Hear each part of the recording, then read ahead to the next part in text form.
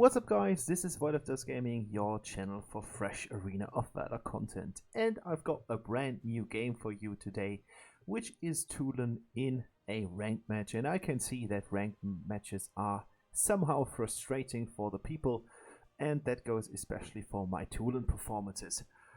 Either I'm playing like a complete idiot, not really helping my team out on the one hand, still kind of being able to win with the combined team effort, or on the other hand, and that's the game that I want to present you today, I'm playing really good with just the lowest of death count I'm possibly able to achieve, and my team is about to lose, and I can't really help it because I can't single-handed carry a game by myself, especially if we've got two tanks in the upcoming matchup, as you guys are going to see in today's gameplay. So I don't know what's going on with Tulen. It seems to be some kind of curse, but we are going to talk about that in the upcoming gameplay. And first of all, I want to show you my build that I've picked for this ranked match. And equipment wise, it's my standard Tulen build. We've got the Gilded Greaves in here for the additional CC reduction. We've got the boomstick here for some kind of damage capabilities. And then I'm building this really nice staple that consisting of the secret evil tome, or this kind of enchantment scroll. Of course, I'm building the diadem. I'm going with Rias because that is going to fuel our health in the late game. And at first, I'm going to get in the Arctic Hop, which I'm going to switch for the best and craziest items afterwards, the Holy of Holies, because this is the top tier damage item that you can pick on any sort of mage. So this is my build up, and what's important for you guys to note at this very point, it is a build that lives with the enemy team composition. So none of these items from the kind of step where they are or from the position is actually kind of stable. No, it's a stable, but it's not fixed at this very point. So you need to adapt this build according to the team composition of the enemy. So if they've got a lot of armor, you want to build the evil secrets as early as possible. If you need some life gaining because there's a lot of poke, you might want to build Reyes a little bit earlier. But yeah, this is all kind of theory, but you really need to pick the items according to the team composition that the enemies are going to bring to the table. And so I'm going to show you how I did this in the gameplay, because I think that is actually crucial. In terms of Arcana, I've switched from my normal damage build to the flurry build because I really want that magic penetration on all of my skills. It's going to be quite useful, as you guys are going to see, especially with the passive that Tulen brings to the table. If you want to build this Arcana according to my build, you are going to need 10 times Nomad level 3, 10 times Vampire level 3, and of course 10 times Degenerate, which has been flurry in the past, but now it's the Degenerate build with magic penetration and some attack speed. In terms of the enchantments, as we are going to build a full damage build, as you can see, we're going with the Holy Thunder here, with the Holy Verdict and the Axe of Sacrifice. All of the old names here, but that is the damage capabilities just going to improve by a lot picking those three enchantments. And in terms of the second tier, I'm going with Evanescence, and I'm going to build Gunslinger to get some more ability power. And this is the build, and what I have been able to achieve is right there in the upcoming gameplay. So be prepared for it. It's going to be quite epic, I assume. So here we go with the gameplay, and foremost I need to talk about the team composition, because this is the stuff that's going to be crucial for this game's outcome. And to share my thoughts with you, I have already been quite worried at the beginning of the game, when the game has not been started, but we were about to pick our heroes for the team composition. And it was kind of obvious, and it made itself pretty clear that we would not have a designated support. And to make things even worse, we did not only have no support at all, but the problem was that we would have a double AD carry matchup in this game, as Telenas was picking her hero at first, and then afterwards Violet was about to show off her skills by picking the most stupid choice ever possible and going in with Violet, telling everyone by the smart cast that this is going to be her sorts of support hero. And while she was picking Emily instead, because she was already indicating that that might just be another choice, I'm really sad that she didn't do it, because the double AD carry matchup is going to be so harmful for the entire game outcome. And I can just advise you guys out there who are watching my videos, if you have to pick the support, just take the support that you can just play the most easily, and you are just going to be so much more beneficial to your team, instead of just going for some kind of crazy stupid pick just to show the world that you might have been the one who picked AD carry first. Do something like that in every single game where you are going in for some sorts of casual gameplay. I don't care, it doesn't really matter. Pick whatever you want in the casual games. If it's not super pleasant, this game mode is there for trying out new things, for trying out new combos and all sorts of these matchups.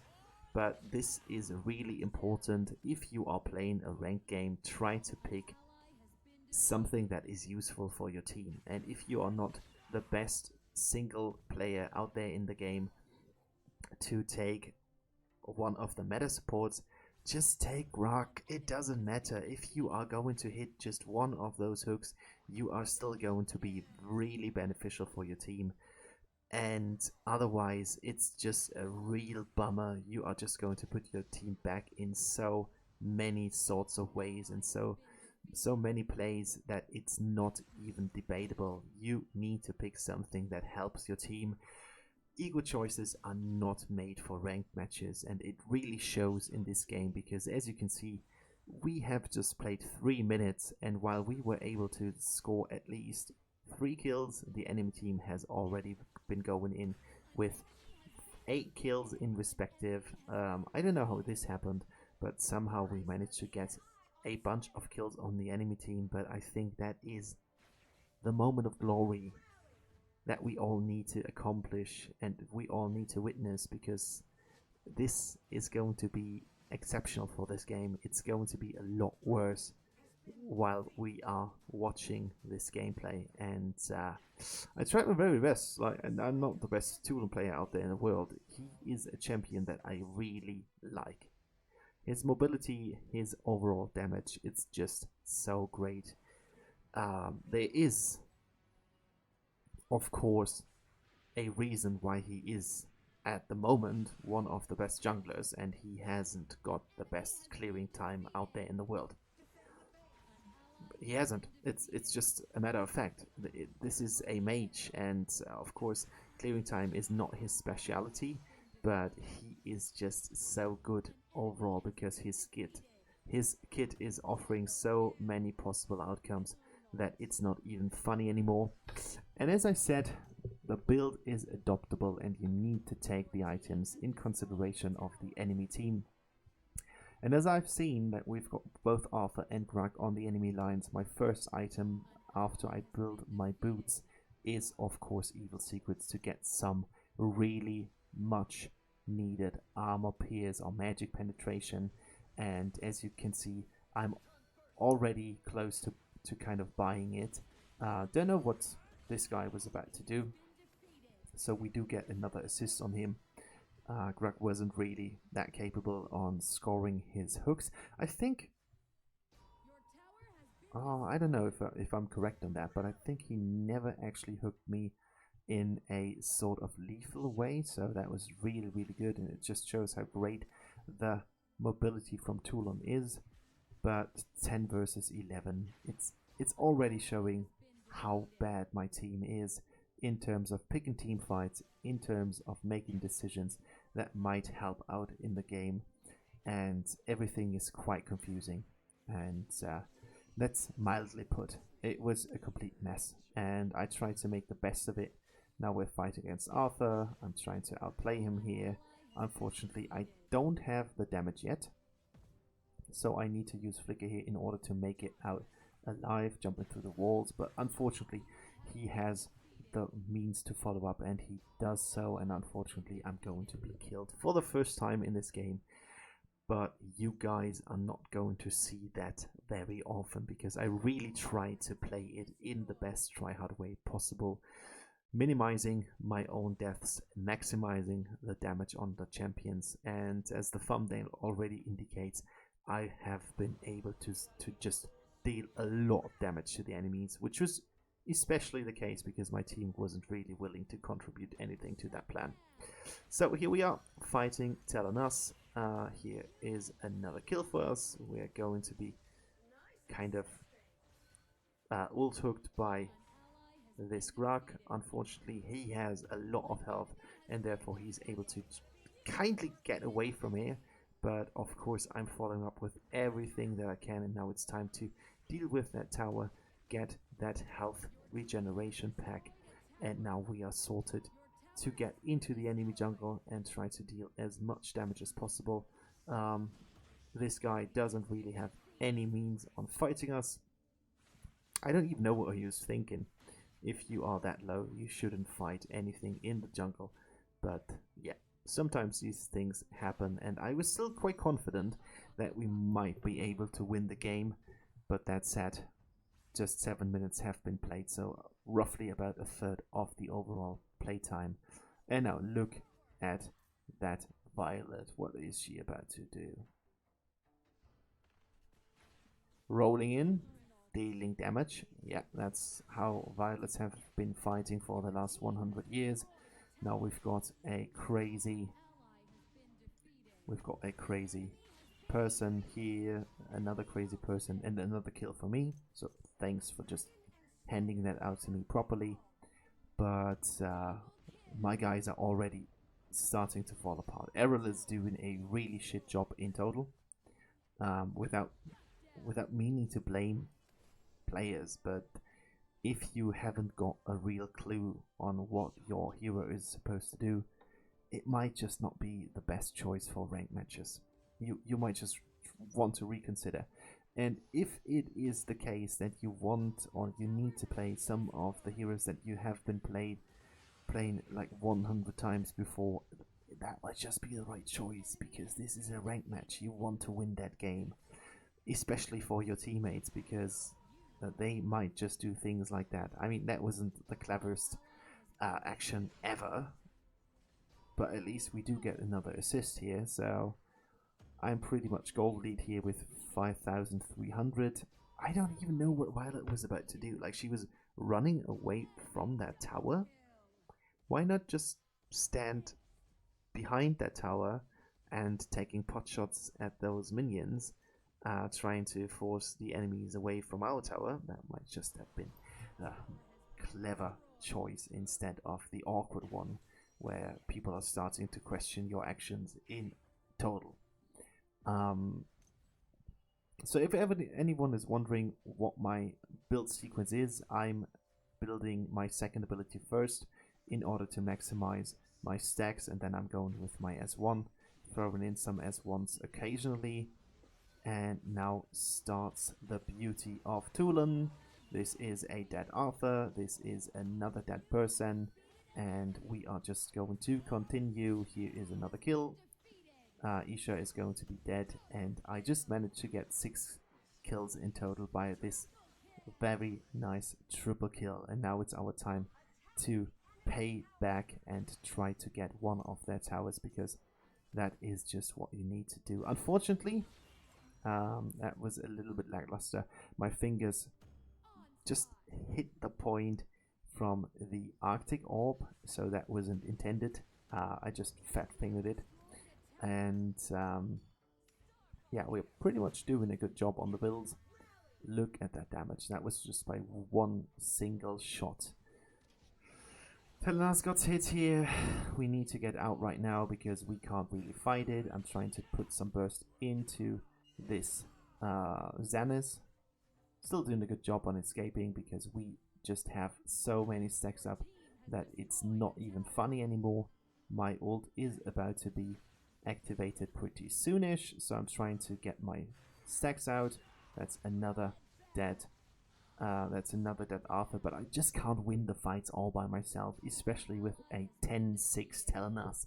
She's just been feeding on our Telenas and especially our Arrow, who's now standing at a 1-8, which is basically not debatable. You can't do it. If this is kind of the case, and you will see games like these on my casual accounts as well, but don't do it. Like, if that's a new hero and I haven't figured out if that is a hero that this person hasn't ever played before. I was just checking the matches. I think this guy has about 200 matches, which is of course still very, very early in the game. You still need to learn a lot of things: positioning, skills, micromanagement, macromanagement, you name it. There's a lot to learn about Arena of Valor. I mean, yeah, it's a really fast-paced game, but that doesn't mean that you can just jump in and win games. You need to have some kind of learning curve, but still you might just pick something that you have played before if you're playing ranked games, especially if you are in Platinum and above. I mean, this guy kind of has played games before. This is not his first match. So we are about to overkill this Grug, which is of course nice because we need to have him dead. My skills are about to be up pretty soonish, so I'm fighting Arthur. He can't really do anything against me. I'm just way too mobile for him. Wukong is actually doing a good job on trying to get the targets here, but what you can just see is that we are missing a kind of tank build character here.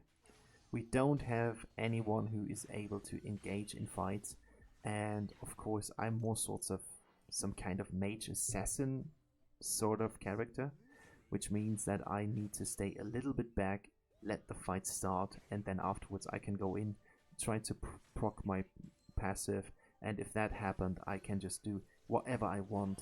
Look at that, like, that's really something. And I'm even able to kill 2 enemies in kind of sorts ago, and right now I'm sitting on a really comfortable 11-4-10, but it's just not enough to kind of hard carry this game just by myself, especially if you look at team fights. Like, what was that? Violet is rolling towards the enemies instead of trying to get away from there. And there will be another scene in this game where she actually does basically the same. And there was no need to roll in. It was just pure pleasure meant or something. I didn't even know what her deal was. And I think the enemies could have pushed our lane so hard right now, but they did not really focus on getting the mid lane into the core, because otherwise it would have been a lot quicker.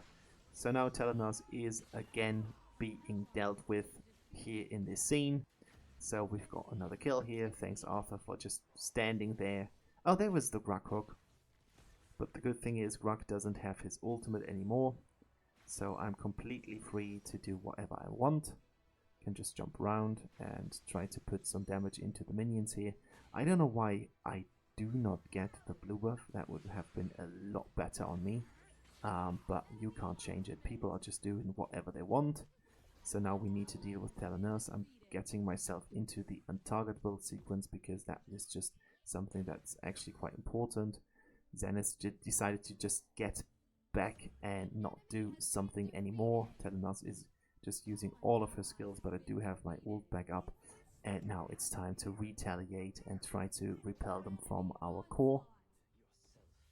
Unfortunately, I'm the only person to do so, so this is going to be quite epic. I'm trying to deal as much damage as possible. As you can see, it actually went out fairly nice, so I've got some damage into Telenas, I've got some damage into Arthur, and right now I'm able to get Arthur, and I'm able to even fight back and try to get Grug, and here we go, another double kill for me. Telenas is trying to get me, but I'm just a little bit too far ahead from her, and I've got all my spells for another triple kill, and now it's Telenas time. I need to kill her immediately, and I do get another really nice shot into her. So she's basically one shot for our monkey, but unfortunately he just went away. But I can just, yeah, I tried to get her, but the good thing is we are still going to deal with her because our Wukong was there. So there will be another kill, unfortunately, where the enemies are actually able to get me. Here we go. Another kill for our Wukong, so that has been actually quite nice. And I am the damage machine. 85% into the enemies, that's actually something to write home about, but unfortunately, of course, it's not enough because otherwise we would have won the game. So there's another Grug hook. I do not really care. That Telenas shot was actually quite useful, and now I'm being killed by these guys and I can't really help it, and that's basically the end of the game. I'm switching to Holy of Holies right now because I just would get so much more damage. I should have done that a little bit earlier to kind of overperform in terms of damage, but my team, that was the Violet roll into the enemies in melee range. I don't know what she was thinking about it, and we've got 16-9 and 14-9 telling us and Xanath. This game is completely unwinnable with the overall team performance 11-7 Arthur. It's just enough to make this game look like a shame, and of course they are going to finish the game right now. Unfortunately, I was not the last man standing, or not the last mage standing, but this was completely enough to defeat us here, and yeah, that could have looked a lot better if my team would have been about to gather forces and we would have a suitable tank, but we didn't, so I need to use my losing MVP thing here, which automatically is used. But yeah, it was a shame. I wanted to rank up and it would have been so easy, but here 11-3, 15-5, 11, what a score for me. That was just so brilliant. 45.7 damage in total with 70.3 of fight participation, but that wasn't enough. So thanks for watching, guys. Tell me if you've got games like this, and let's share these moments, and yeah, have a nice evening and bye bye.